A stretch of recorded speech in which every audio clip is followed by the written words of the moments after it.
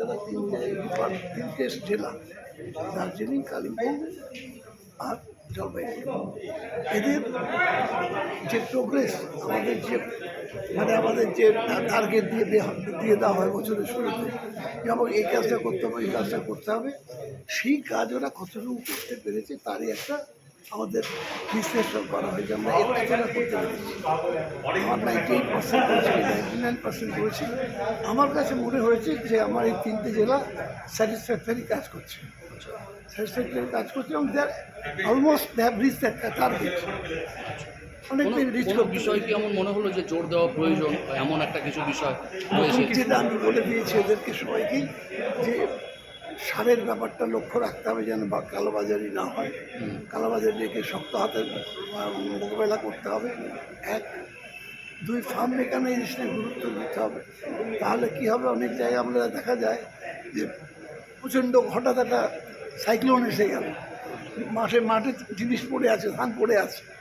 তখন ফার্ম মেকানাইজেশনে কী হয়, হাতে সেই ধান কাটতে গেলে হয়তো 5 দিন 7 দিন লেগে যাবে। আমার 1.5 দিন কি 2 দিনে আমি পুরো জিনিসটা তুলে নিতে পারবো। এই জন্য ফার্ম মেকানাইজেশনে গুরুত্ব দেওয়া হয়েছে, এবং আমাদের জেলা করছে, চেষ্টাও করছে, আমরা চেষ্টা করছি। ফলে আমাদের ডিপার্টমেন্ট পুরোপুরি চেষ্টা করছে যাতে করে ওই কৃষির ব্যাপারটা, যাতে চাষির কোনো ক্ষতি না হয়, তারা আরও বেশি বেনিফিটেড হয়, কী করলে তারা লাভবান হবে, কী করলে তাদের হাতে বেশি পয়সা যাবে, এগুলো আমরা চেষ্টা করছি।